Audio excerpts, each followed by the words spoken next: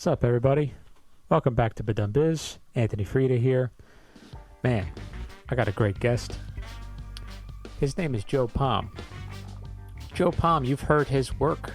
I've actually spoke about him with Luke Dowler and on last week's episode with Fern from Foes of Fern. He actually is the engineer who mixed both the song with Luke Dowler, which was called Get the Job Done, and the entire Foes of Fern album that just came out, which is called Carpe, Diem. Please check them out. We talk a lot about that recording process in this episode. Joe's one of the actually chillest, nicest of dudes. So easy to work with. I've mentioned before about how he sets up a great environment in the studio to work and to be creative. I have to apologize in advance to you listeners. It's so funny, in a way, but my audio for my mic in this episode just sucks. And I tried everything, trying to mix it to sound good. It just sucks. And Joe sent me his audio, actually, and it sounds brilliant. It sounds amazing. And that's why he's the professional mix engineer, and I'm just a guy doing it in his home studio. So how fitting. Joe's a really talented dude. He's got a great ear. He's also the founder of Telegraph Hill Records. So be on the lookout for all the artists and recordings coming up out of Telegraph Hill Records. One last thing, I'm doing online drum lessons virtually, and I'm doing drum tracks for your songs. If those interest you, please email badumbizz@gmail.com. It'd be great to work with you. And without further ado, enjoy my conversation with Joe Palm.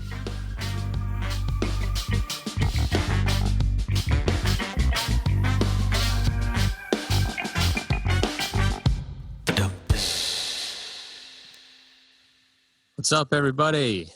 This is Ba Dum Bizz. Anthony Frieda here. I got an awesome guest. His name is Joe Palmarico. We call him Joe Palm. What's up, Joe? How's it going, Anthony? Thanks for being on the show, man. I appreciate it. Hey, I was honored. Grateful you asked me. Oh, man.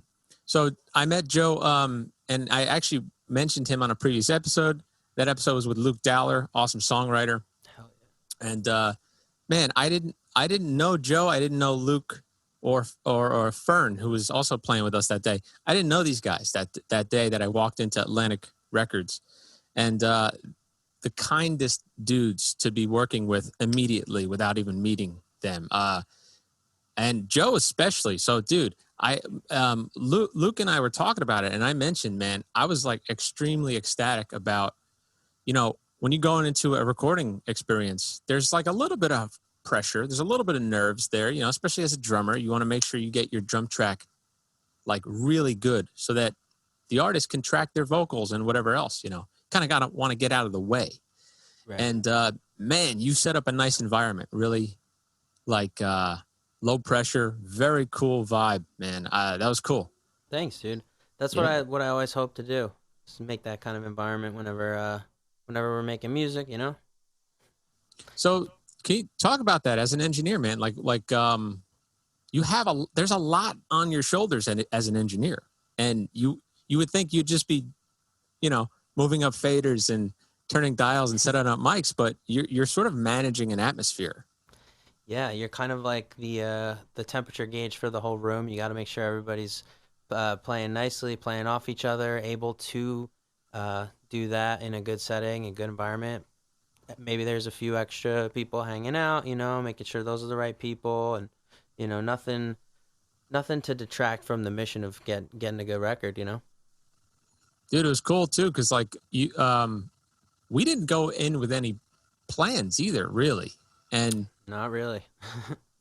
While maybe to others that's, very nerve-wracking, to me, I feel like that's fun. That's exciting to me. And we kind of came up with the vibe of that song that Luke had written, Get the Job Done. And between, like Fern and I, Fern was playing bass, me on drums.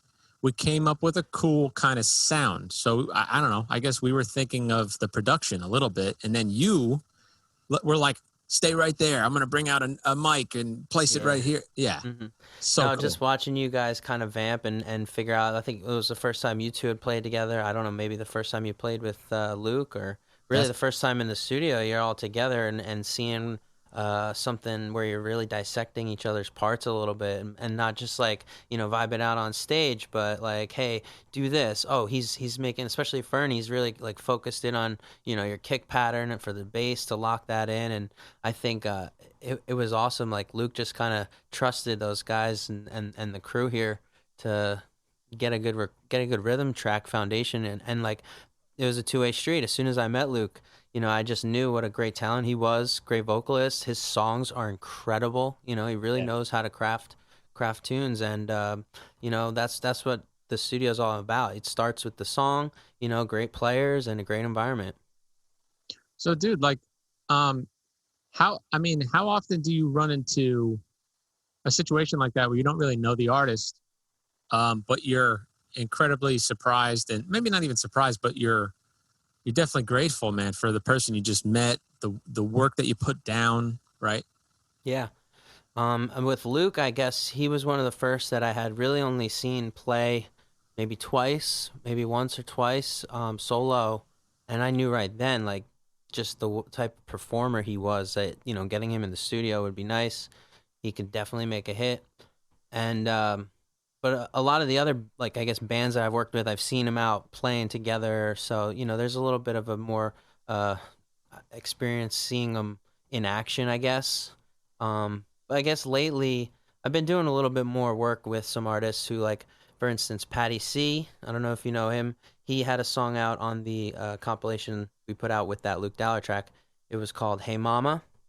And he's been working with the Cranston Dean Band as his backing band. He gets just some different musicians every time in the studio. And most recently, him and Fern and Jared Clemens was playing drums on it. So, oh wow, it was the first time really any of them played with him on drums. It was one of the first times I had seen him play drums in the studio with some other players, and I was impressed on that same level of just like, you put some great players in a room, you have the faith that they're gonna vibe off each other and get a great song out of it, and I'll capture it nicely, get that magic, that interaction that you can from musicians playing off of each other like that, and cut it into a record.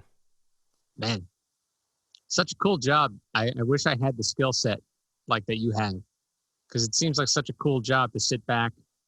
You have to facilitate a great environment like that, but I like how you just said capturing that magic. That's really what it is. Oh yeah, it's an energy.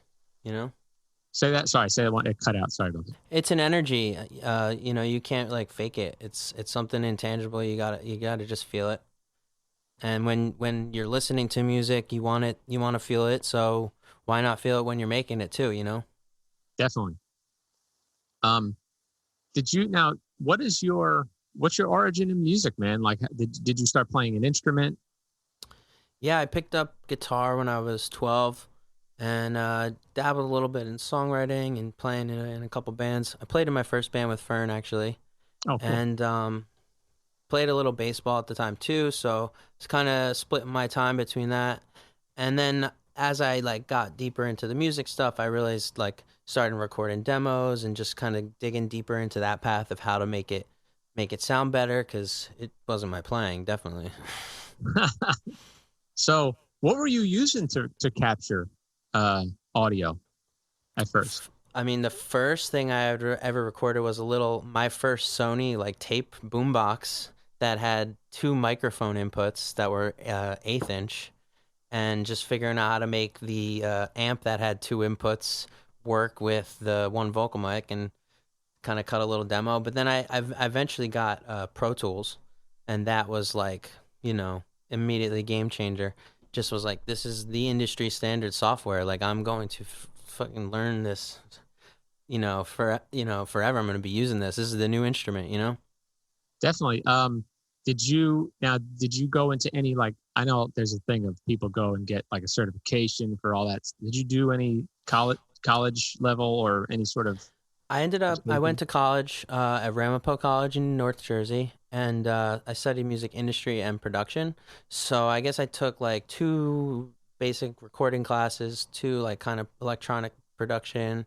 Um, it was a liberal arts college. Didn't go too deeply, but really I was just nonstop recording musicians in my basement. That my parents let me take over, and has continued to take over, even especially in COVID times. Oh yeah, COVID times. Yeah. We were just talking prior to recording that you just mentioned it. I'm very glad to hear it. Every time I have a guest on that, when they say, "Oh yeah, I've been keeping busy," no problem, and they're in the music and the creative world, man, it makes me very happy.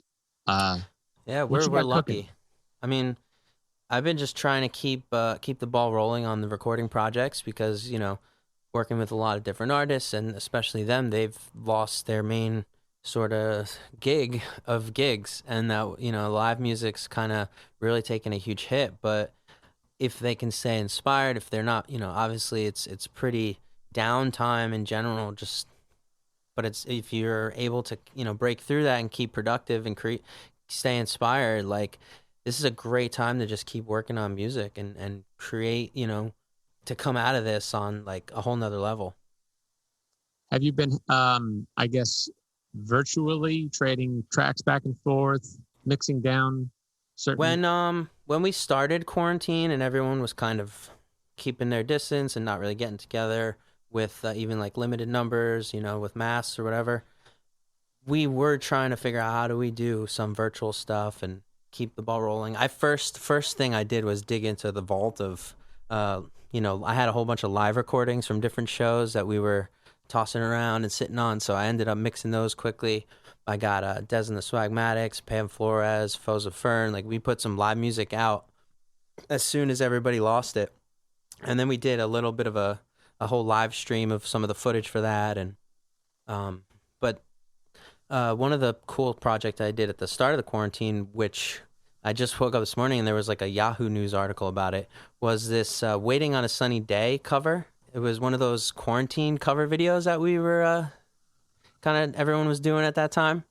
Still a little bit of those coming out, but there was a whole bunch of those, and I had started it like maybe early on. I came up with the idea. I started sending out some asks to people. Hey, just record this cover on your phone. If you can get good audio, like on your end, that would be great, but not important. And I just like mixed it all up and threw the videos together and had like 30 different Asbury Park musicians on there. Wow. Ended up getting like 25K views. Bruce ended up sharing it. Like, it was nice. It was fun. It was a fun one. It feels like a blur though, because it was so, it was 3 or 4 months ago, but this summer, man, went by. It did. It definitely did. People have told me that, and those are the people that have kept busy. The people who have said that this time is dragged have sort of been waiting for things to go back to normal.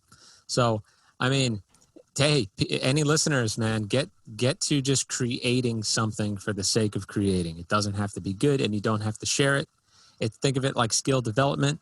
Obviously, Joe's very skilled already, but you kind of were like, man, I imagine you were like, nobody saw this shit coming.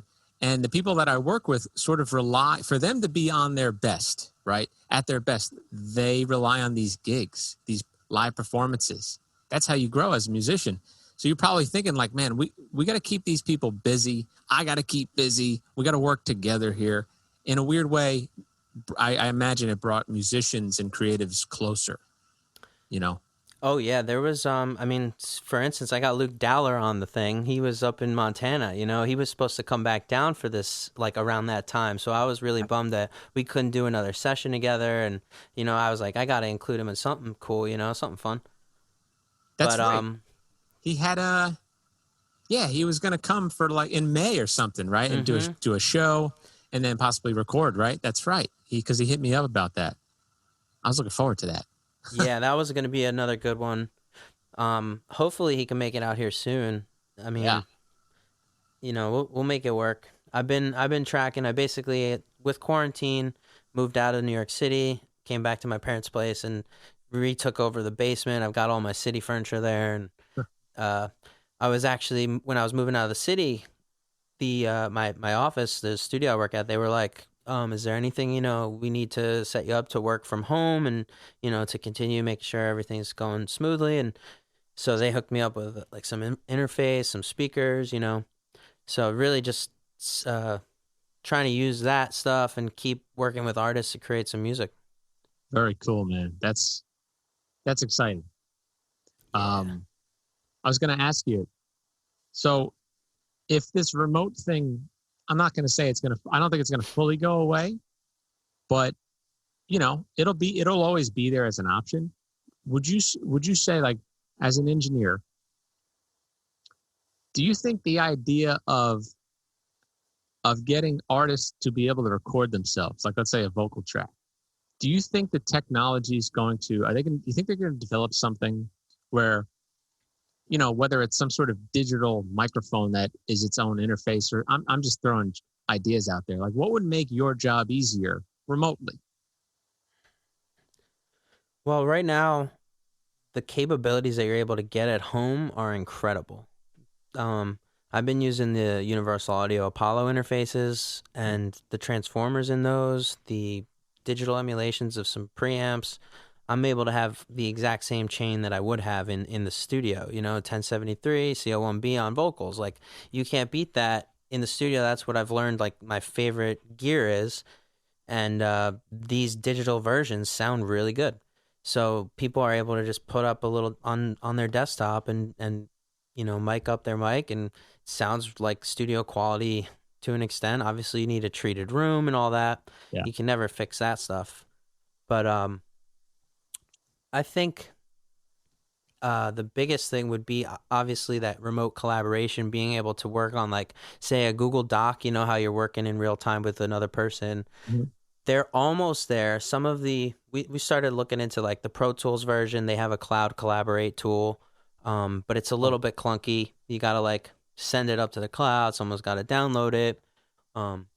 There's a couple other ones that Splice uses, I think, one that, like, you can share sessions, but again, you're not working in real time on a session with somebody, so it's never going to be that. In being in the room, you could be on a Zoom call and working on stuff that way. There was a fun night we had. There's this app called Listen To, where you're able to stream the, like, I guess you could put the plug-in on a master bus and send it out to whoever you want to tune in. And we had our buddy Mike Squillis. He was featured on the Foes of Fern album, and we were trying to do the final mixes, and we ended up sending him the link. He was listening on his end, and we had him up on the FaceTime too, and he was giving us feedback in real time. It was great. Wow. Okay. Yeah, that's part of it. A lot of it's just like getting different ears on it during the recording process, because you spend so much time with the actual track that you kind of, what do you call that? Well, how would you describe that as an engineer? Like, where you have to kind of step back because you're too, I can't even explain. I don't even really know the words to describe that. It's a little ear fatigue, You're just kind of, you need a reset every now and then. It's good to listen to different stuff. Sometimes it's just good to give your ears a break. Gotcha. Silence. Having those other ears help, though, in determining the mix, and the balance of the parts and stuff, right? Oh, yeah, definitely. You definitely always want to check it with a few different people and get their feedback. You have to be wary of how they're listening to, of course, and, the format and all that. You definitely got to listen on multiple speakers, especially now, like, being at home. If you have, speakers set up and you're kind of mixing, you're definitely not in a treated room, so you're going to have to check it everywhere. Even that iPhone. Would you say the car is a place? The car is my favorite place to listen. I used to be in the habit of, like, burning a mix to a CD and going right to the car and listening in my driveway years ago. But now that I'm back in Homedale, I started doing that a couple times. I do like listening in music in general. I mean, I think that's where I listen to most of my music, unless I'm going like an exercise or something with headphones. But I love it in the car. I do really like that. So that's good to know for people, anybody wanting to check the mix. Does it sound good in your car? Well, not only that, but you kind of, I feel like, have to be driving sometimes too to give it the right test. Yes. You know, That's a you can good sit point. there and listen to a mix, and it's good to critique. And I'll do that and take some notes. But you know, getting down with the windows, just air flowing, especially in the summertime.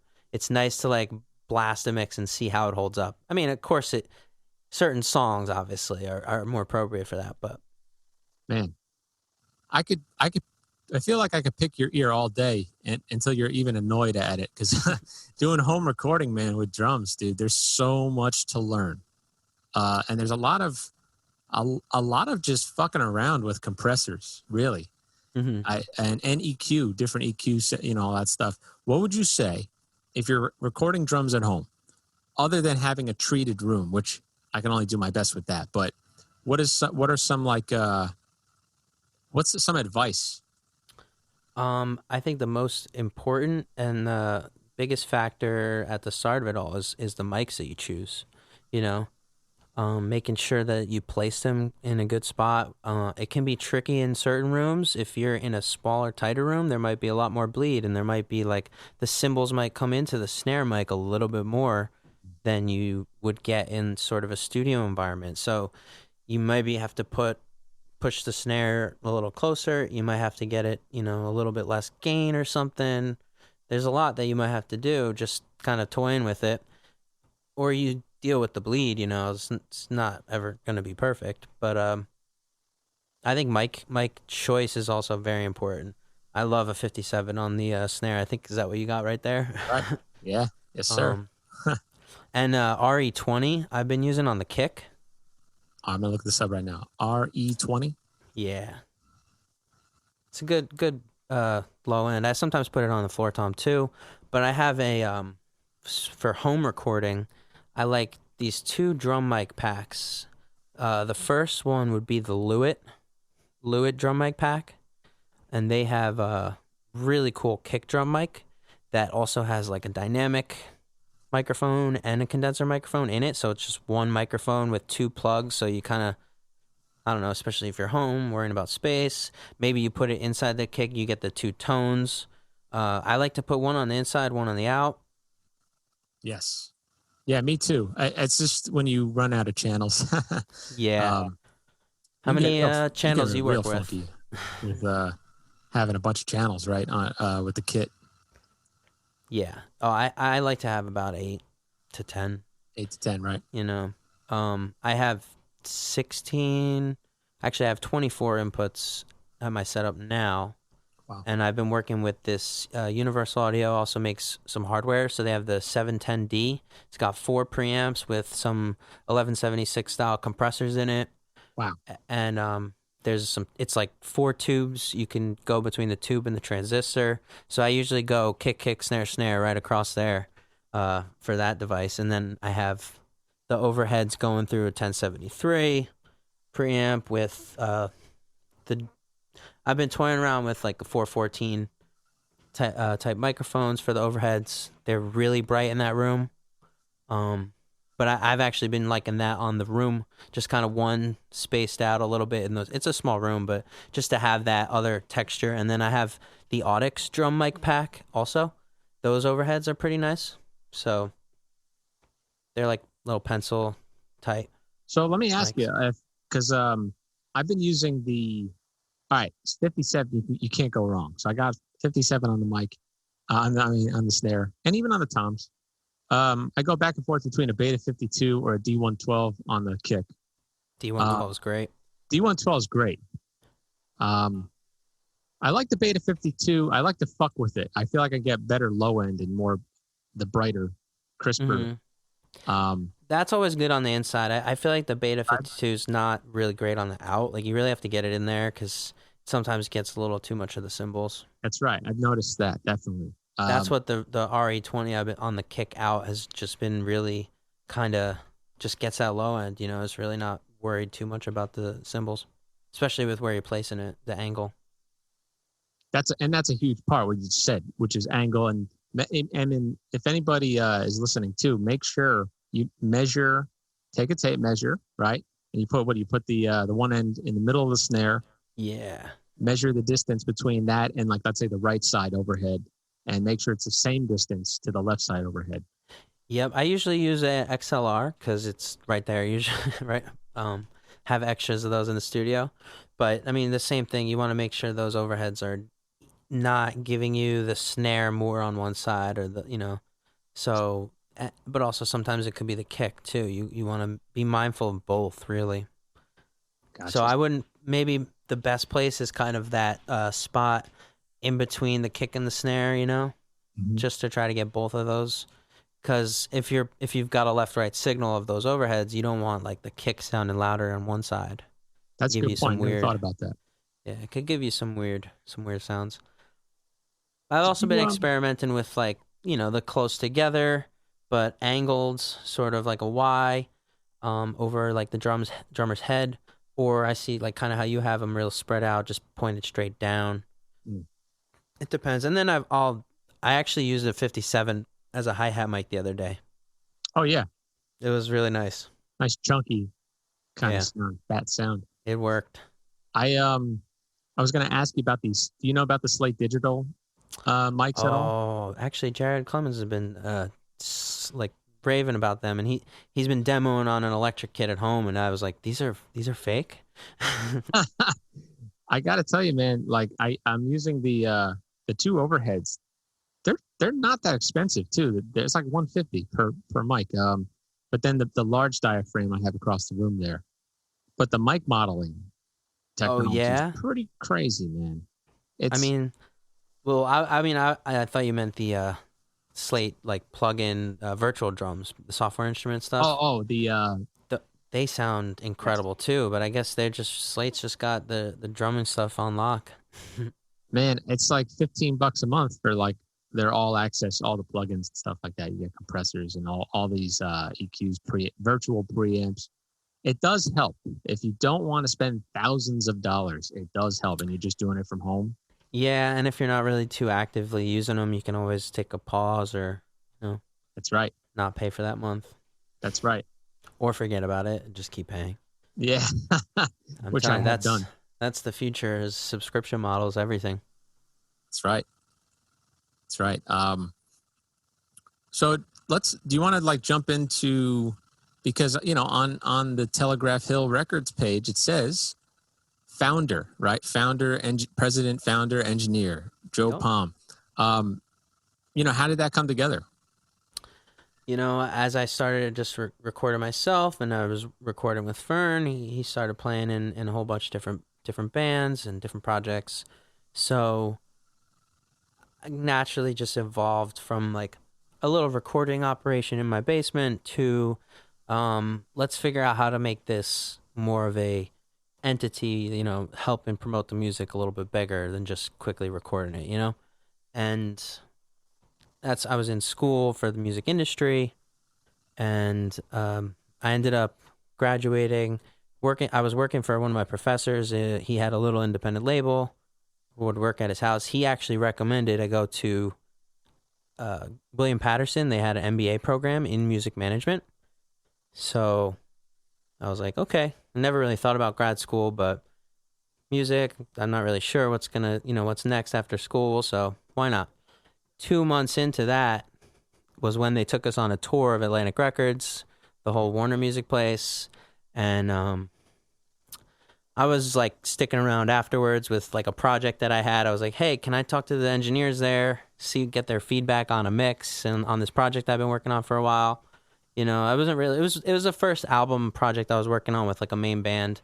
And it wasn't like, hey, hire me. I wasn't like, hey, what do I got to do to be here? I just was like, let's connect, And I kept on talking to them throughout while I was at school, and still doing the recording thing on the side.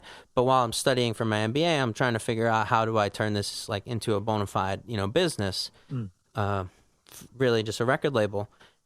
So about a year later, after meeting the Atlantic people, I ended up getting an internship and did a whole semester there while I was still working part-time at MLB Network.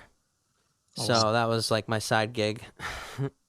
And I ended up, after the internship, start working part-time.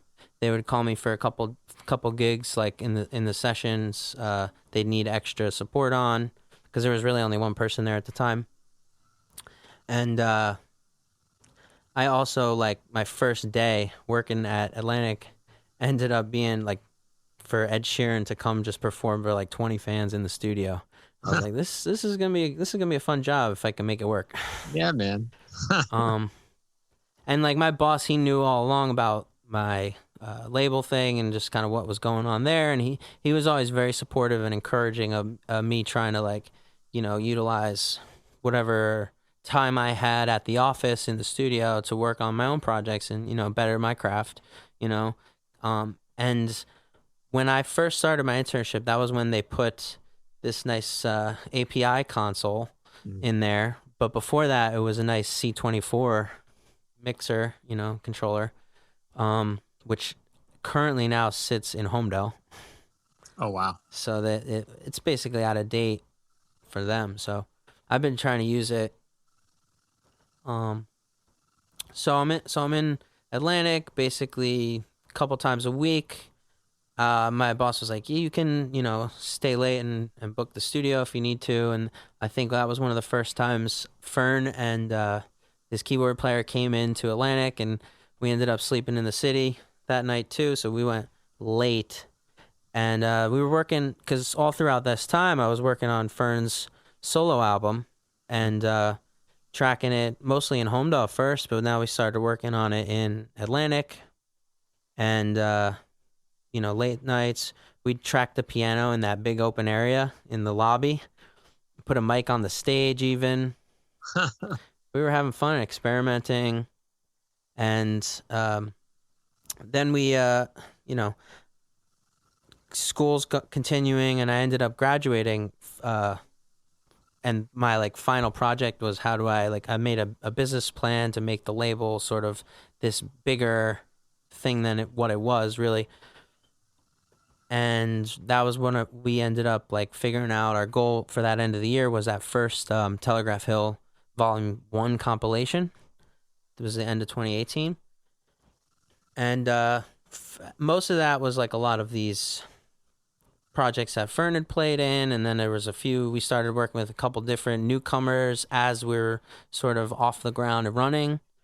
And that's where we really started hitting our stride as like a label, you know. That first compilation, it sort of established working with multiple artists, doing something bigger than just let's just record, you know. That's really cool, man. It kind of shows that you just kind of asked for, you know, advice on a mix you had or something to the people that worked there, you know. And how powerful do you think, or even necessary do you think, socialization is, or just being social, not, you know, kind of like breaking away that nerves of approaching somebody? Pretty powerful, right? Oh yeah, networking is key in the music industry and entertainment, you know, field. It's just the only way you're really going to get honest feedback, honest development of your skills, you know, and it will help you open opportunities that you didn't have before, you know. People looking out for you is huge. I've had a few different mentors over the years. You know, right now my boss has been one of my biggest mentors, just guiding me through recording and the whole major label environment, you know, how to be an engineer for them. And beyond that, I've had some history with a guy who's played in bands since the 60s. His biggest band was the Rascals, if you might have heard of them. Yes. And Gene Cornish, the guitar player, he's been like a father, grandfather like person, big music industry mentor, rock and roll, like, you know, educator, just guiding me in those ways all the time. So even still talk to him on the phone every now and then. But I used to really be like a guitar tech, studio assistant, just drive him to gigs, help him out at the gigs, all that. So wow. Yeah, couple years. You heard it, everybody. I mean, you gotta, mentorship. like, don't be afraid to ask, right? Don't be afraid to ask for help or for advice or, you know, for their time, you know. Yeah, man, that's cool. That's powerful for people to hear that. Oh, yeah. So how many artists are on Telegraph Hill Records. You have Fern. You said Pam Flores. I've heard of her. I've seen her through Instagram. Who else? Well, it's mostly focused on the records that we've been kind of working with and highlighting from a lot of these different artists that are out in the scene. You know, it's not like I've signed them to only record with us and things of that nature. You know, I'm really just trying to produce some great sounding records and have hits and great moments with these tracks in the studio. And there's about 20 to 30 different artists that I've worked with over the past few years and try to continue, you know, see what's up. Some of them aren't really active anymore. Some of them have gone on and are working with bigger labels, which is really exciting.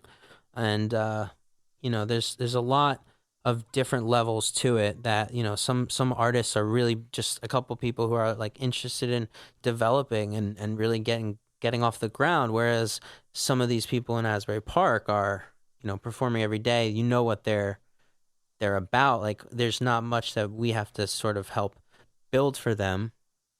And we're just trying to help support them and amplify them in general. So it's you know, it's a range of different people, but that's cool. I mean, the Asbury Park scene obviously is known for a lot of original artist activity, for sure. Would you say that is that kind of, you know, where the focus is on or where you found people mostly? 100%. We definitely focus our whole efforts on bands, musicians, artists that have the goal of performing and making it like a career to perform throughout Asbury Park and obviously tour and launch out of that. But it starts at home, you know?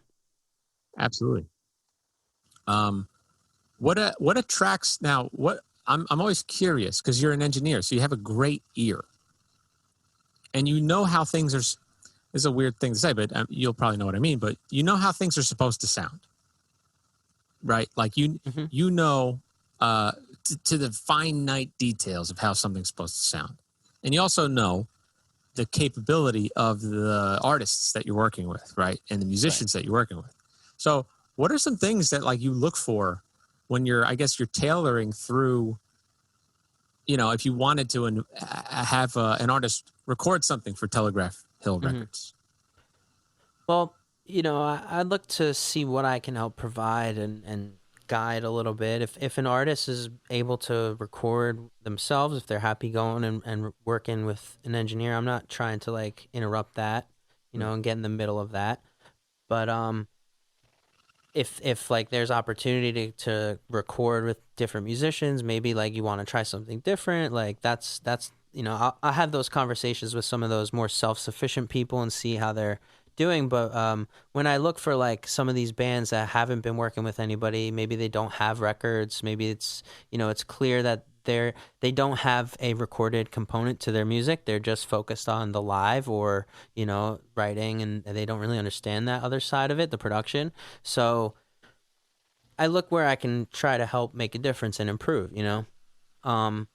There's I guess not my favorite thing, but like I feel like I've had so much experience just between for Atlantic and, you know, for my own stuff, tuning vocals and really finite perfecting those. Because I mean, if you listen to a pop record, there's not a single thing in it that's, you know, off pitch. So I've just been like seeing, like when I listen to singers, you know, is there records just not hitting? Like everyone's going to be flat live now and then, you know, it's what it is. But like, are they putting out records that have that? Like, is no one's fixing that? And engineers just letting that slip? Like, that's the kind of stuff that I look for to see, like, how I can maybe guide in a little bit different way, improve on.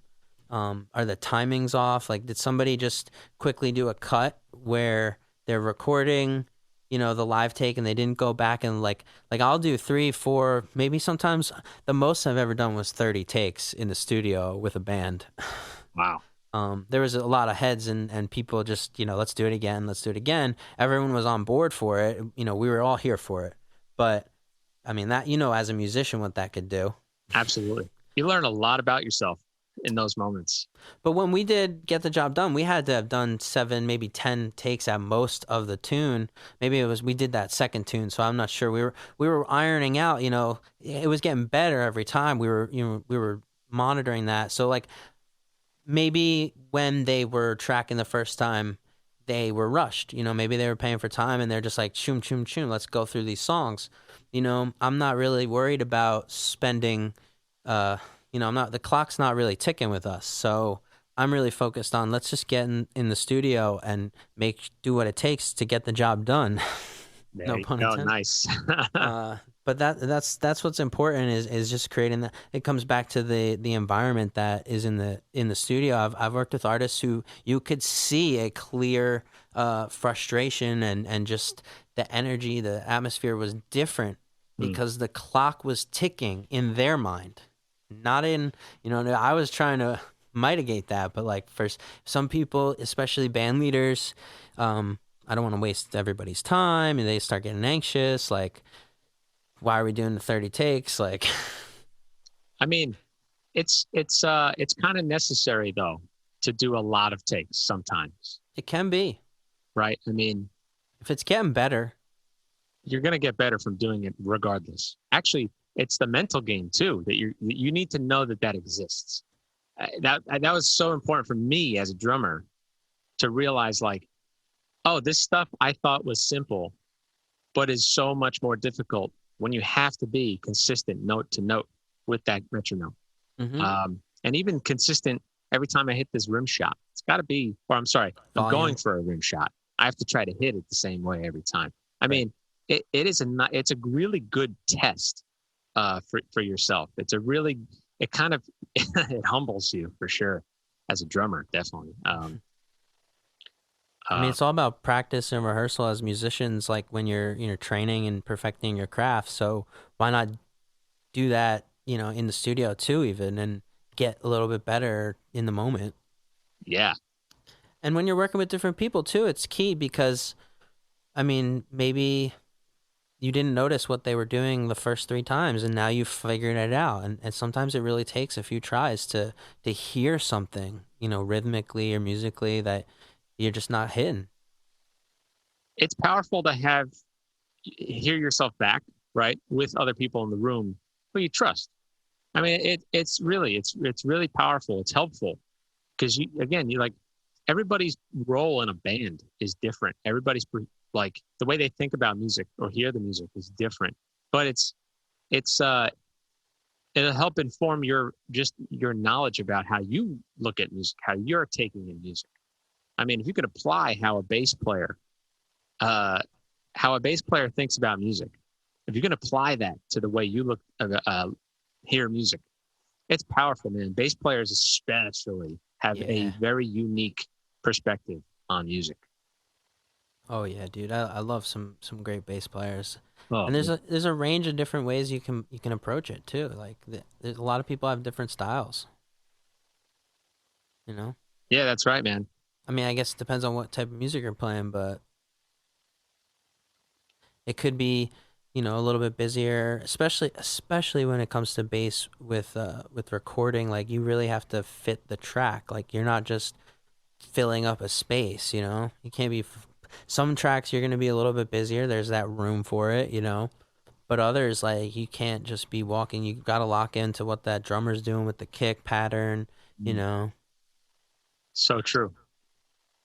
I was going to ask you too. So do you have any like cool stories about it, being in a studio? You've done hundreds, if not thousands of hours in the studio recording, right? So do you have any like really memorable, really cool stories? They could be positive or negative, There's a range of different experiences I've had from, major artists that didn't show up to the studio to just the way certain people have treated, the environment, the space, the team. Especially with some of the video shoots that we'll do. Like some artists just walk into the live room, never come into the control room and say hey or thanks, Oh wow.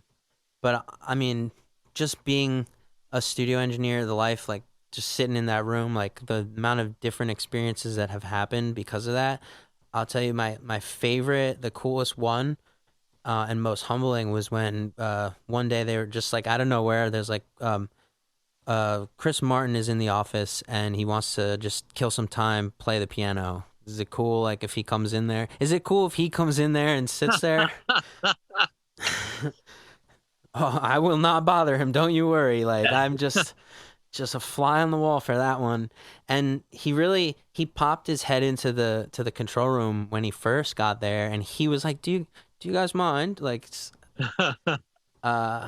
okay. And then he sat down. He ended up having a meeting with a couple of the head execs in the label. They were sitting on the live room floor on that rug, Indian style. I was like, this is ridiculous. Like only for Chris Martin have I ever seen the president sit Indian style.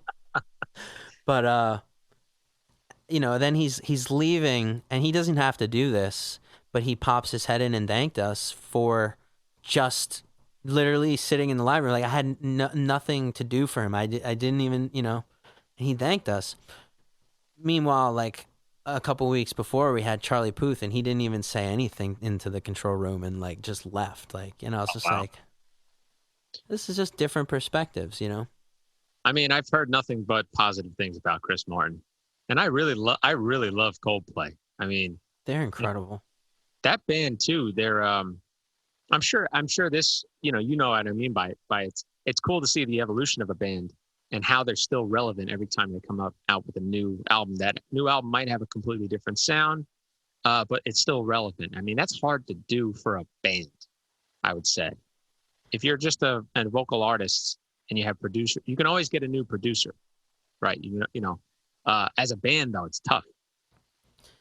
Yeah, I guess Chris Martin does a good job of keeping his all the musicians that he works with and part of it, because he's just so incredibly talented. I mean, he's obviously such a nice guy that a lot of bands maybe go off and do different things, whatever, but with Coldplay, like the way they've evolved and their sound, it's not like stayed stagnant. It's probably really fun for all of them to, be a part of it, and it's awesome. Their sound is definitely like changed so much, but it's kept up with, if you look at like music and what's been popular and what's been possible, it's just kept up with that and evolved.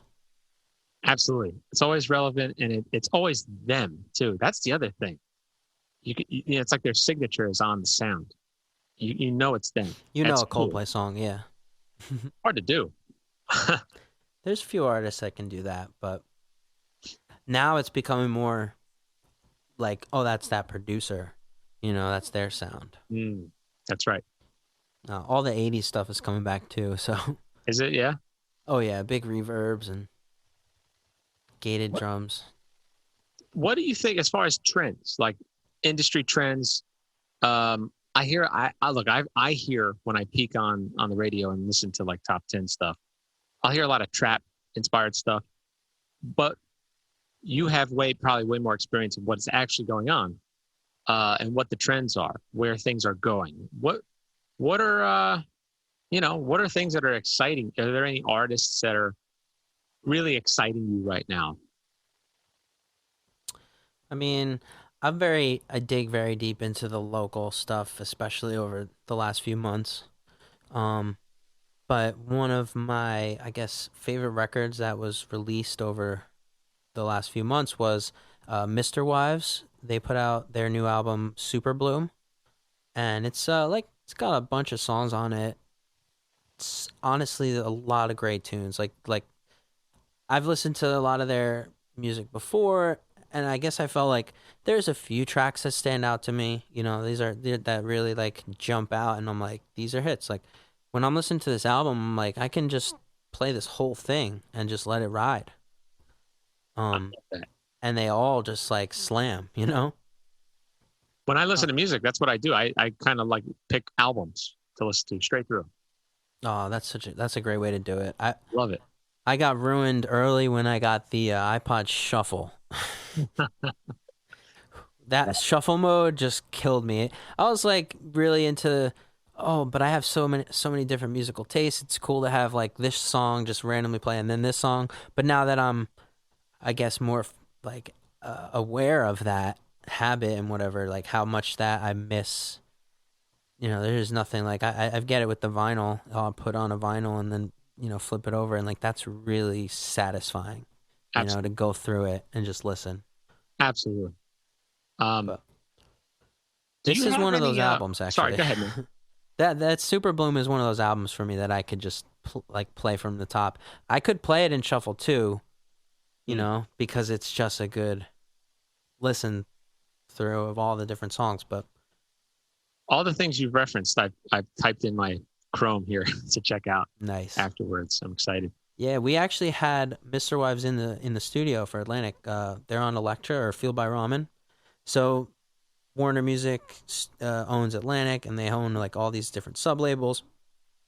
So for our studio, we just allow any of those artists free reign to use it.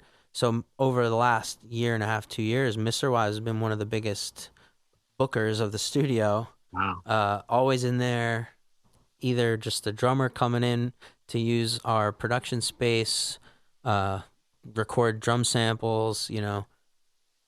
Wow. They have horns and different brass instruments on their stuff. So like being able to record those and like hanging out and seeing how all those musicians play off each other is just that's a good energy, and it comes through on those songs. About half of them were done in our space. So you got to witness some of this. Yeah, Oh, so cool. really cool. I was a engineer on one of the songs. I don't think it's on this record. It'll probably be on their next song called Girls. That's So cool. yeah, That's but I cool. basically, so I'm the second engineer in the studio. Ebony Smith, she's the main engineer. She's incredible. She was actually just on Pensado's Place like a month ago. Yeah, I'm Oh sure yeah, I know that podcast. Yeah, Yeah, man. it's huge. So she's one of my other great mentors right now that I get to look up to and just study how she's navigated the industry and growing her career, because she's paving the way, I guess, for us in the studio. That's so cool. I like this idea of mentorship. Mm-hmm. It's powerful. It's It's you learn so much because you're seeing well, you're getting the best advice, from somebody who's experienced, and maybe made some of the wrong decisions or made the right decisions, and incredibly that's powerful. it's definitely a factor into why I've kind of grown Telegraph the way I have, because studying all the industry side of things and then having conversations with artists who really don't understand it. I'm sitting in the label, every day at the office in the city, and seeing what the major world is doing, seeing what artists in Asbury Park are doing on Instagram at the shows, like all the time, just studying this side of things. So I'm trying to help the artist navigate that in a way that might help grow, Mm. but also, hey, there's a lot of interns and budding music industry people that really don't know where they fit, how they can sort of evolve and grow their career. And I know what that's like, because being an entrepreneur and just kind of carving your own path, you gotta find that and that hustle. And I see a lot of these young industry people coming up that looking for their place. And what's great now is you see all these people starting their things right now in quarantine, because this is what you got to do. Yeah.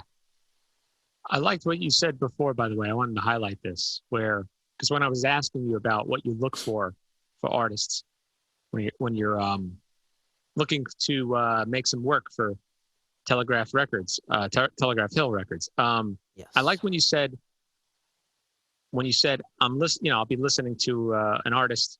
All right, if their vocals weren't tuned, maybe they just didn't have the right mix engineer or something, or something is out of time. You know, I liked how you said, I like this, I like their material, or I like their sound. I want to help them. I want to make that sound better. You know, totally not about you, totally unselfish. I like that a lot, man. That goes a long way. Thank you. Yeah, I'm not like trying to impart a sound onto people. not changing their ways a lot. It's their art. Yeah, at the end of the day, I'm just trying to help facilitate it in a manner that's a little bit more polished, a little bit more professional, while also giving some better guidance and strategies. So cool. That's so good. So necessary. Um, what Speaking of COVID, like what do you see for the future of the music industry, even like the independent music industry? Well, I don't think it's the live streams. I don't think these are going to last past this year, really. I think people are going to be itching to do more. You're seeing those car shows. I'm actually going to go to one tomorrow to see the Front Bottoms. Be my first car drive-in show. Oh, those are happening with musicians now? Yeah, they've been having a couple. Southside Johnny kicked it off at Monmouth Racetrack, and they had 1,000 cars, and the Front Bottoms are doing it tomorrow. And Wow. they just released their album, and I mean that's kind of they played one last night, I think, in Philly, and they're doing it again. Like this is their album cycle tour. They're doing a couple of these, and that's really if we have to continue to do it, something like this, like that's the way it could be the biggest. I feel like I don't know if music festivals are going to really come back the way that we're expecting, at least for a year or two. Yeah. But I know like we're definitely going to have a rough winter. We're definitely going to be looking at this next summer and saying, we're not too far off from where we are now, even, I really feel that way. Man, the At least- drive-in idea is brilliant though, because I know a couple comedians were doing it, and Jim Gaffigan. for anybody listening, it's like a drive-in movie theater, except there is a stage, and everybody's socially distanced in their cars, and they just have a great sound system. I mean, that's pretty much it. And I think they do a projection broadcast screen it. too. I don't know. I feel like I heard some people like complaining that they couldn't see. Maybe there's the projector, maybe not, but there's the FM radio transmission or it might be AM, but they're listening in their car stereos, Oh, to wow. a direct feed. Wow. There was a local place down in Tom's River that was doing a few of these. There's some other just more like less, I guess, like more casual ones that have been happening too. And then obviously there's a lot of places that are doing that for movies, which is kind of cool. So cool. So creative too. Because people want live music, man. People want to perform too. That itch. I'm feeling the itch, man. I haven't performed since January. Yeah, I'm looking forward right now. This weekend on Saturday the 29th, we're performing at the Saint. 10 Foes of Fern? The Foes of Fern. It's 10 members, I think. 10 person maximum at the Saint. So no fans. But you know what? It's gonna be a lot of fun just to play out the songs that for the record that we've been working on for 4 years and just give them, birth them in a way that's a little different, more unique. I've seen a few of these live streams where people have been doing some full band stuff with the good audio setups, and I actually just recently got like a camera switcher, so I'm trying to set that up. I've been doing some test broadcasts from the studio in Homedale, just getting while we're tracking, just seeing how I can get the sync right, seeing the different camera angles I can get, but looking forward to doing a few more live streams in the future that are a little bit higher quality, than someone just setting up their iPhone and playing off that mic. And one really cool thing that we're probably on that same front that the last 2 or 3 years we've been doing this event at the Wonder Bar at the end of the year called What a Wonderful Year. And it was kind of like this celebration of the whole community. There'd be all these different performers who was performing most throughout Asbury and just kind of all the time. It became like a end of year, just kind of scene showcase, So, and that's usually when we launch the compilation for our Telegraph Hill playlists, like at the end of the year, where we put out a whole bunch of music. So we kind of try to create this whole like community big feel that weekend, and that we already booked it the December 26th and 27th, like immediately after last year, but obviously COVID's happening, so we're like trying to find ways how we can continue to make the event happen this year, and really trying to see if like we could do it virtually, have bands come in and out and perform on the stage live, but obviously really no fans. Because you're talking about Asbury Park, you're talking about the Saint, right? Legendary place, and then you're talking about Wonder Bar. I really like Wonder Bar. That's a great venue. Incredible venue. One of my favorites, actually. Yeah. The room is so big and open. The sound system is incredible. The Saint and the Wonder Bar, I think, have the two best sound systems out of any of the venues. The Stone Pony is obviously like right there too. Yeah. But so I feel like sometimes that room's just too wide. You can be in different parts of the room, and it's got just, it's not like the Saint's kind of that tight. Just you're right in front of it. Mm-hmm. Same thing with the Wonder Bar, So that's my favorite thing is when I'm at shows, just kind of like dissecting it, from a mixed perspective and seeing how. I mean, not from a standpoint of like, oh, the live mix, whatever, like. What is the energy of this live performance? What is in this room that is making people feel a type of way? That's what people look for when they listen to music. That keeps us coming out to live shows. So, that's what's great about capturing it on a record and getting players to play live. That's the magic and the energy that we're talking about here. I love it, man. Do you think that people are general population of people? Do you think people are growing a hunger for live music right now? I think so. I really don't know. I would assume that once people can start going out and doing things again, that like music will definitely be like top of the list. As far as activities, go to festivals, you can't go to concerts. You can't go to the local bar, even in the city, man. You can't go to like 55 bar or something. Yeah, I don't understand. They won't let you sell tickets to an event, but they're letting music be an ancillary thing to whatever experience is happening at these places. Like, again, this is exactly the problem that musicians, artists have been facing over the few years. Like the art, the thing that they bring to the table at a live music setting, or if it's a dinner place or something, like there's an attraction there. They're bringing people, and like you got to pay them appropriately. Absolutely, you got to value them. Absolutely. Last thing, by the way, I wanted to talk to you about was because I want you to promote the new Foes of Fern record coming out. Yeah. So go ahead, man. Talk about like how many members, and because you said like 10 members or something like that, the recording process, all that.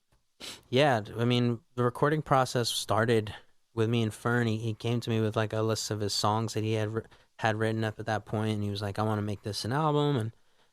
And he had a bass and a drummer that, he knew he could count on in the studio. And we started tracking the demos and just evolving it and adding to the tracks sort of one by one after that, seeing what it needed.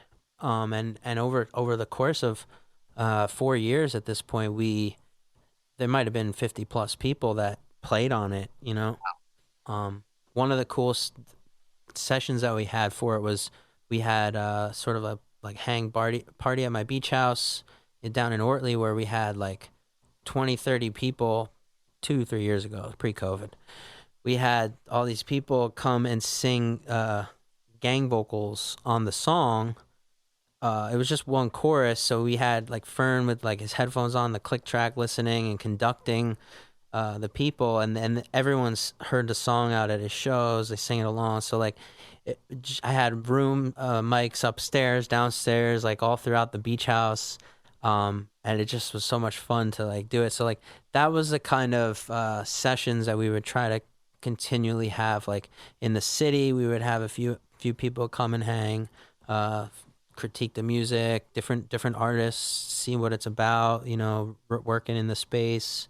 And there was so many different orchestral instruments that we've layered onto it. There's steel drums, accordion, mandolin. He had saxophone players from Norway, like, Wow.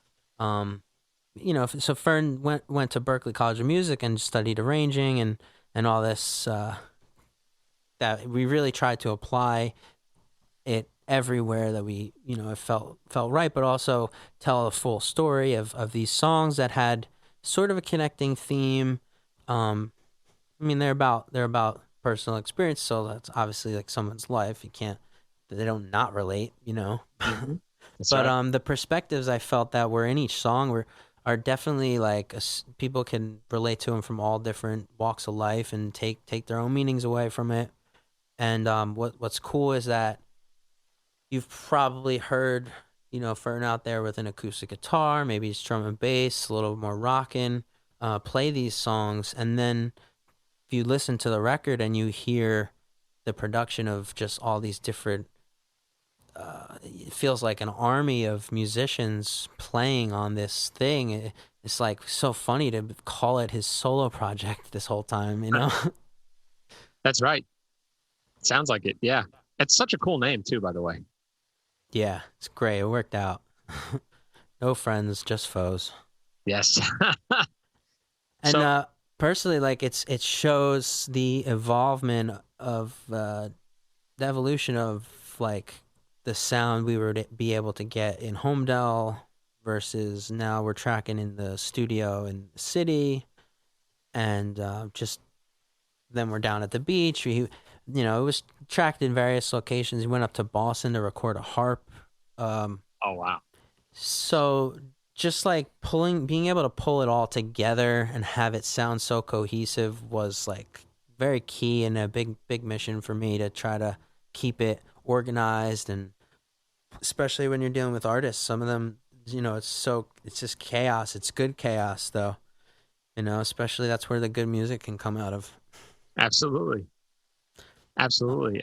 You got now does he have a music video coming out too for a song? Yeah, on the Monday after the release, there'll be a music video for the song that I was mentioning. The gang vocals are on, What's the name and of the song? "Ghosts," "Girl in All My Songs," and we started out with the album, and that was kind of the name. That was like the title track, the working name for the longest time, and because I guess like "The Girl in All My Songs" is very like here's all my songs, like a few song called Lydia, Maria, like it's kind of like felt right. And now as we're getting closer to it, the other song that's sort of the other biggest song that Fern wrote it actually before any of them was called Carpe Diem, and that's the one that we really threw all the bells and whistles we could on it. We tracked a string trio. We ended up retracking more violins,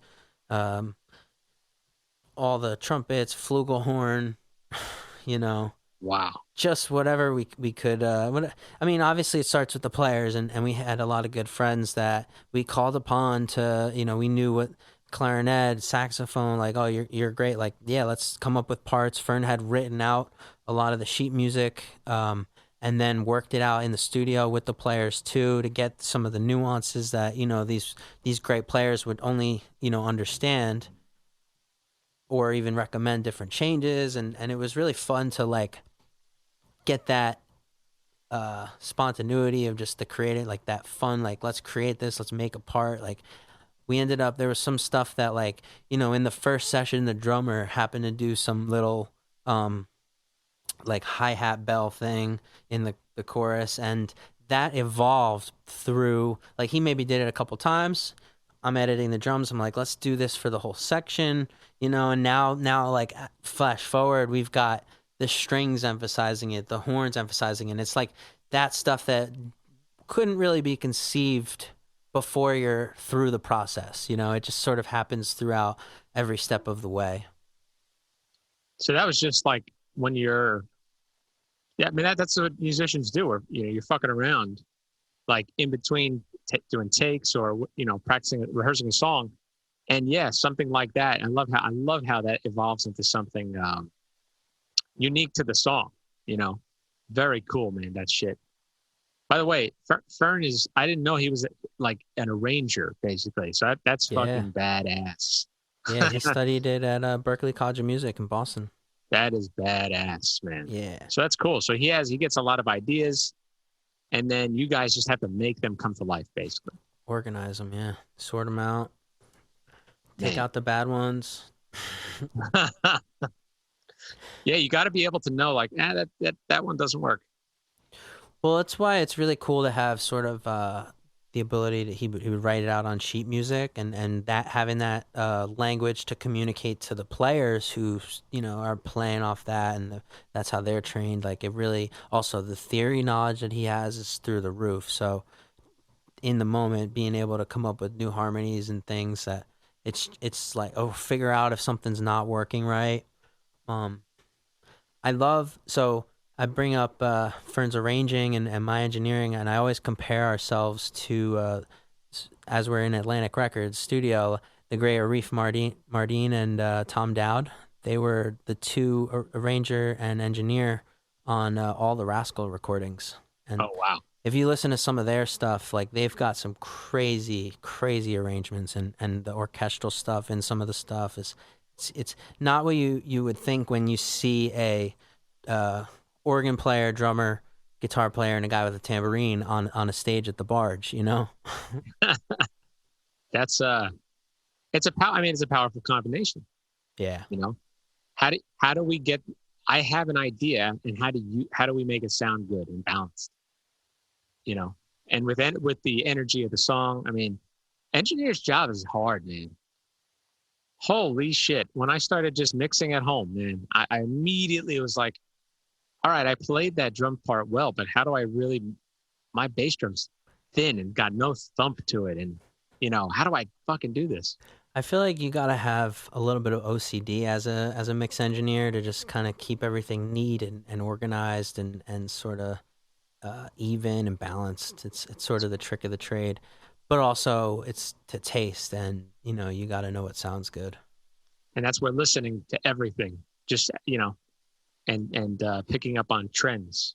I think. Oh yeah, I'm always on Spotify listening to stuff, just trying to.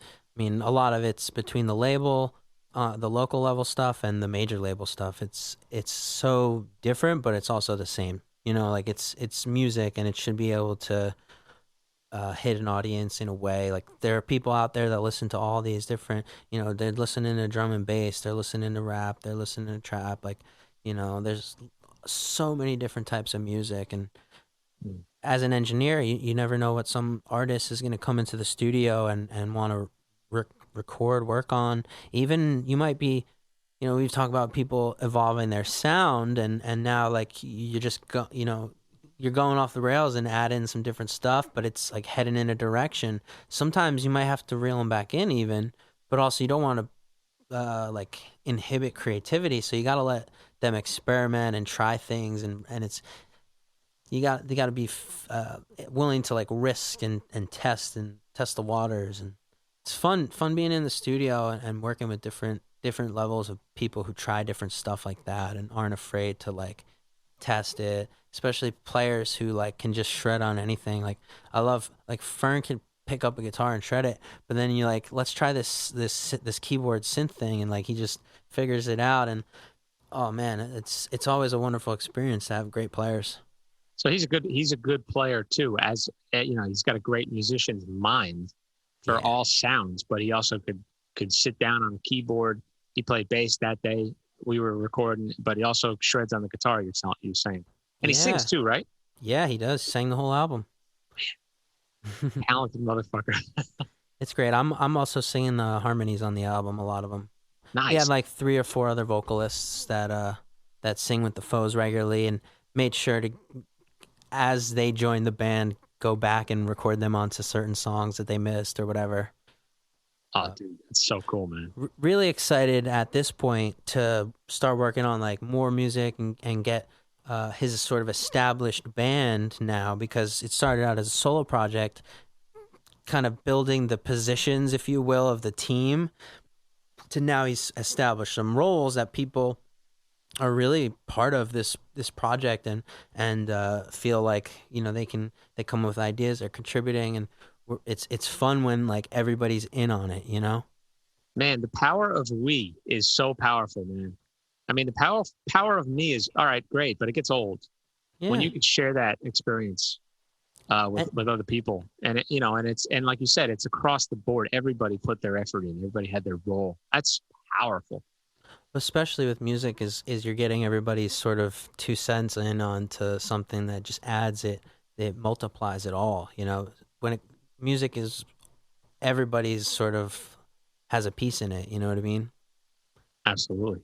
Nobody can like really just dictate it all, nobody wants it, and it's the same when you're on stage too, Absolutely.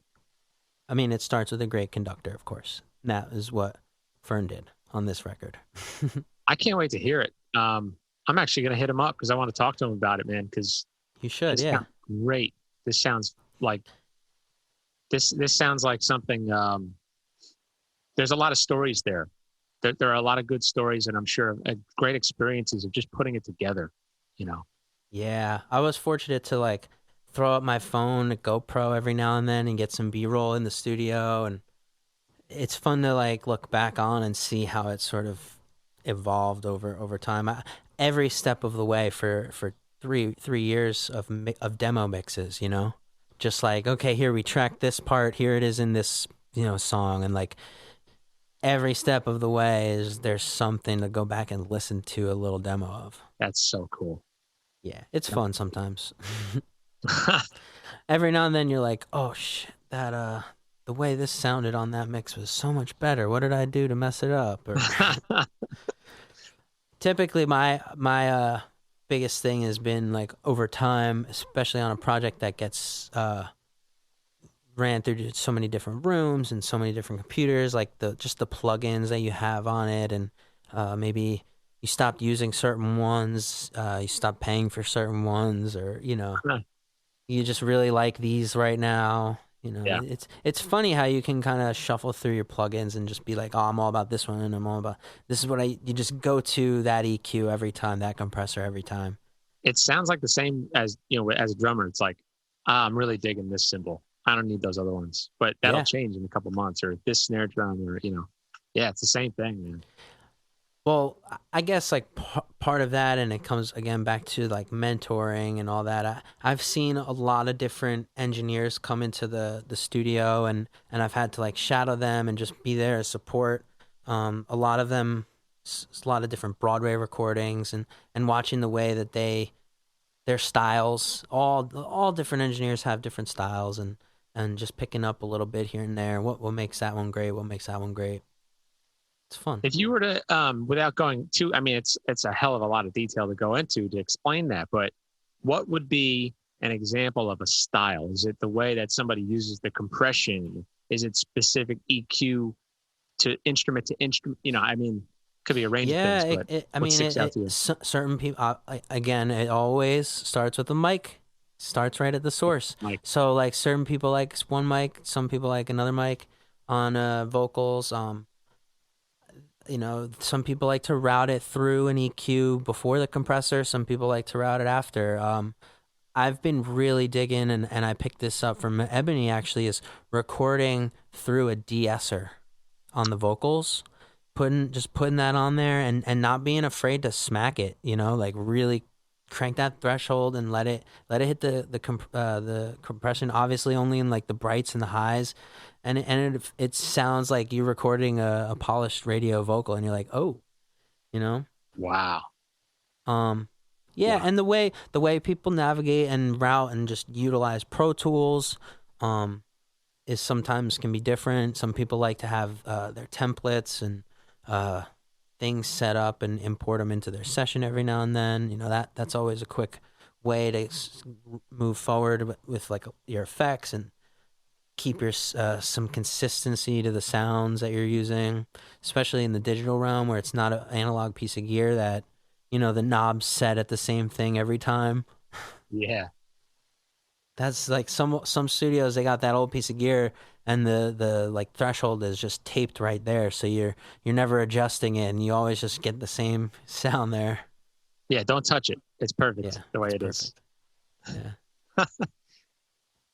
One last, actually, I do have one more question because I'm curious. A guy with your ear, what is or are, if there are multiple, it could be a song, could be an album, or that in kind of like, is it representation of great engineering or what you like about how you maybe a reference to how you try to achieve certain sounds? Like what sticks out to you? For me, I mean, I do a lot of stuff with real drums, so I guess every track you got to get a good reference for when you're mixing or producing or anything. When I'm mixing real drums, I just love the standard of just having a kit sound like something from a classic rock record, So I'm always revisiting stuff from like Fleetwood Mac or Tom Petty records. Those are my two go-to. Just let me get dialed in on a kick snare, hi-hat, like tone, just of what is that crisp drum intro that let's get that sound on this too. And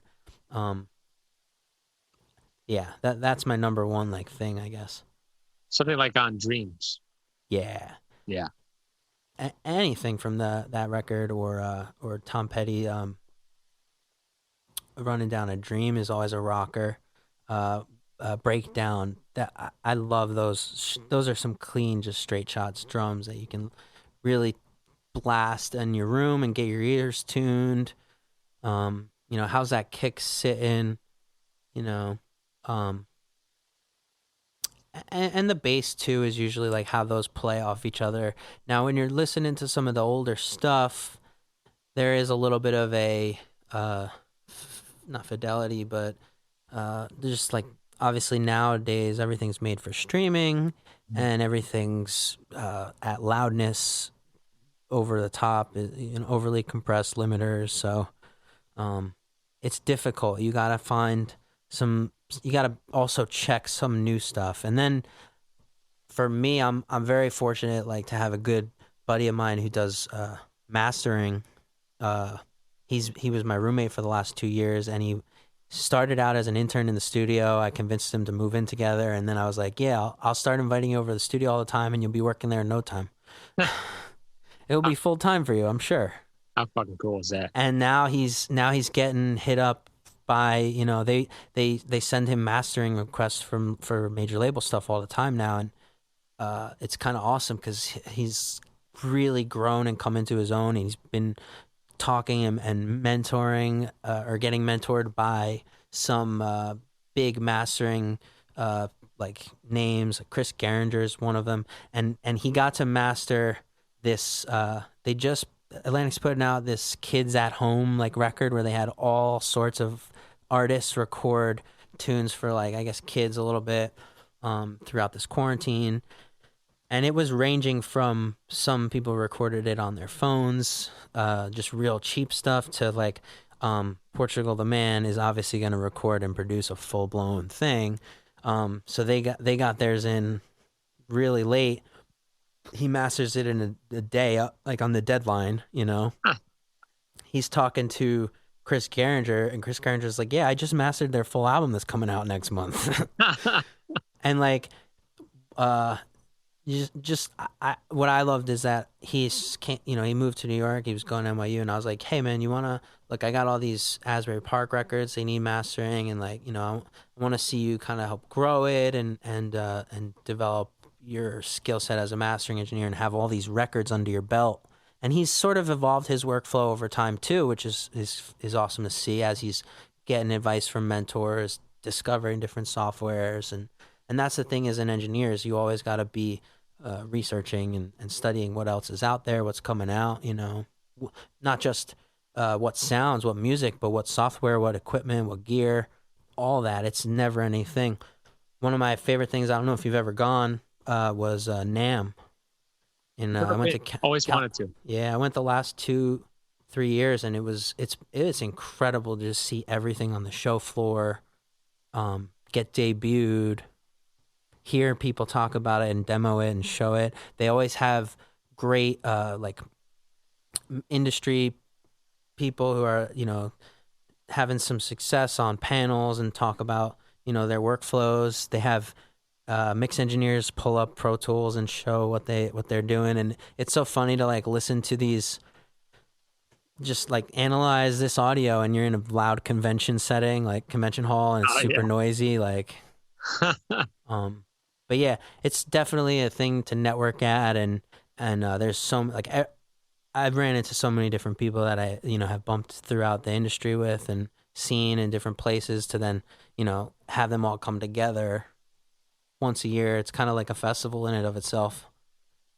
It is so cool to see the photos and the videos from it. I'm probably the last like 8 years I've followed it because of like certain cymbal companies, drum companies. Oh, what are they going to come out with? I'm so excited. But you do see that camaraderie over Instagram and stuff. Very cool to see that. I ran into Pam Flores this year when I was out there, because she was living in California then. Oh, so wow. Got together. I think there was a handful of Asbury folk out there that we kind of just all linked up and went to dinner, because we all knew her, really. So we just went out together at downtown Anaheim, and it's fun to like be with your peers and do something that's a little different, but it's kind of like a vacation, or Absolutely. And I mean, for me, I was out there with the Atlantic team, so to then like be in this professional, like I guess feeling like I'm with my crew, and then see all my friends, like it's really awesome. We all hung out together and networked. I love my other friend at work. So there's Zach Kornhauser, he's the mastering engineer, and then Kai Bound, he's like the drum tech at the studio, and he's an engineer as well, producer. He always tunes the drum kit for me before session, and I make sure, like, hey, can you help me set that up just right, the way how. But at NAMM, he would just run around and play every drum set, every single one, Yeah. It's cool. So much fun. It's cool that they'll let you do that. I don't know how it'll be in the future. Right. I didn't think about that till now. Oh my God. And then you always, if you go to the one in Anaheim, you always got to take a day off and go to Disneyland. Yeah. I think those are open though. I think at least the one in Florida isn't. Yeah, I think Disney World is in Florida. Yeah. I don't know how they're going about that. That's crazy. Florida's crazy. Well, Joe, man, I really appreciate you doing this, man. Hell yeah, man. This was fun. Dude, like I think you're my first mix engineer. Cool. So your expertise is definitely valued for sure. Well, you're my first podcast that I've been on, so dude, pretty sure. I'm honored, man. Honored. Been thinking about getting one going for the Telegraph stuff, and kind of toying around with the ideas. Just trying to find people to help work on it together, Hey man, I've had this idea because I just think I know too many, and I'm sure you can say the same thing, probably more than I can.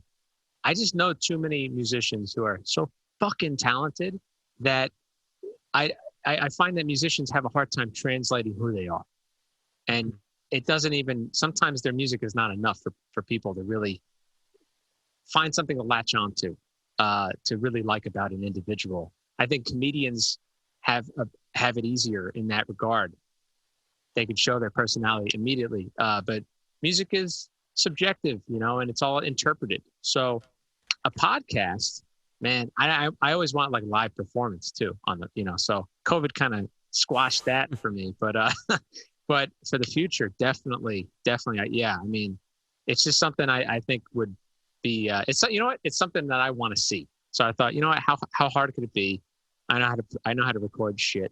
The hardest part would be mixing the performances, but that's fun to me. That'll be cool. So I appreciate you doing it, and I'm glad that you see the value in it. Oh yeah, man. Podcasts are everyone's kind of consuming them right now. Spotify themselves is really doubling down on podcasts as well. Yes, they are. I heard they're eventually probably going to make their way into live streaming too. So that should be interesting to see the component of podcasting, live streaming, and now we're in radio. We're basically Spotify is a radio station. Basically, I wonder if you're going to turn on your whatever's in your car one day. It's not even going to be like FM. Oh, or they already have that. They already have that. I mean, Sirius is doing that, but I'm pretty sure like my mom just got a new car. It's got Wi-Fi in it. It's got like Google Maps, like everything app-wise is right there. Oh my God. Pandora. Yeah, Spotify is definitely right pulling up that rear. And Apple Music too. Like both those are the two I think just biggest players. Amazon and YouTube Music are probably gonna do some other things too. YouTube's obviously got their whole other thing, but Amazon, like they're gonna be more of a streaming service. I don't see them breaking into like some different ground like a Spotify or Apple Music's trying to. Apple Music has music videos in there too. Oh, do they? I didn't know that.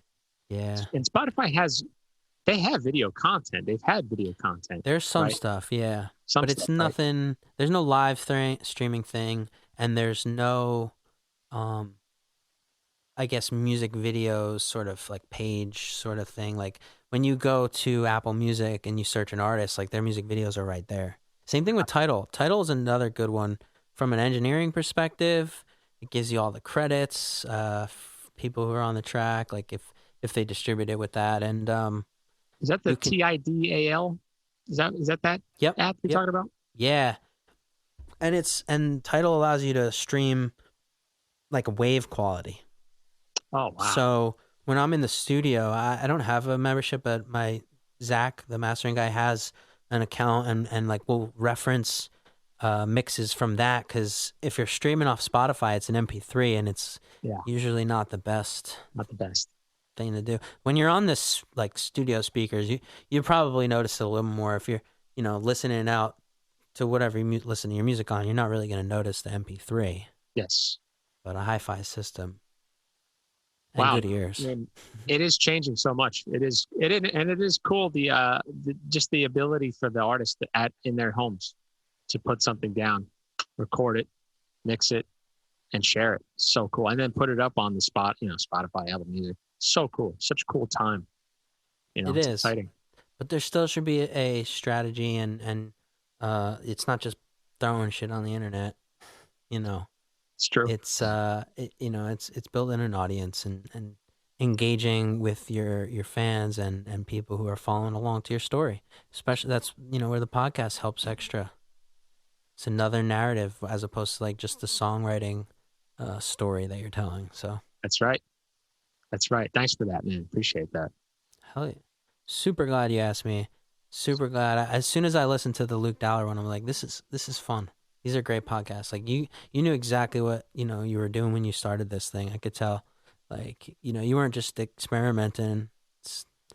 I appreciate that, man. That really means a lot. Because yes, I was thinking about this for a very long time, and all I listen to or watch is podcasts. I don't really even watch Netflix. I just watch podcasts. Really? So it's cool. It's cool to see people talk about real shit, and you can learn real information about stuff. When was I going to know about bow hunting or surfing or like on that deep level, kind of like the level we're talking about, which is why I said I could pick your ear for hours about mixing. Oh my God. But dude, if you're up for it, man, I would love to have you back on. I would love to be back on. Maybe have an artist or two with me next time. That would be fantastic. Could do something. Definitely. Awesome, man. I look forward to hearing this. Sorry, what were you gonna say? Go ahead. I'm looking forward to hearing this. I'm looking forward to mixing it. That's a pleasure, man. I always love mixing down the episodes. It's so fucking cool. It's so cool. I'm like excited to done and then share it. It's so cool. Sounds a little time consuming though. Oh yeah, of course. A couple hours go by, but then when you're done at the end of it, you're like, "Ooh, this is going to be worth it. I can't wait to drop it." See, that's the extra side of the engineering that people always forget. Like, oh, they show up to the studio, they leave. It's like it just sounds good, right? No, there's like I'm cleaning up stuff, we're mixing, we're exporting, file didn't bounce right, got to convert it to an MP3. Like, so many little extra tedious steps to this stuff that like you get, Oh, I thought I automated that. I have to go back and why is it going through that send? Oh, it's not supposed, Oh, I try not to listen to my mixes when I hit bounce sometimes, and just listen to it afterwards, because I'll stop it. I'll just keep stopping it and change something, you know? That's right. That's right. Yeah, you kind of that's that perfectionist ear. I totally suffer from that too, man. Oh my God. But yeah, you and again, your insight as in your experience again is very valuable to me. So absolutely would love to have you back on. So Joe Palm, please plug Telegraph Hill Records, right? That you can find on Instagram, right? Yeah, on Instagram, we're on Facebook, YouTube. We have our website, telegraphhillrecords.com, and you can pretty much find everything somewhere on there. So we have a TikTok. I don't know.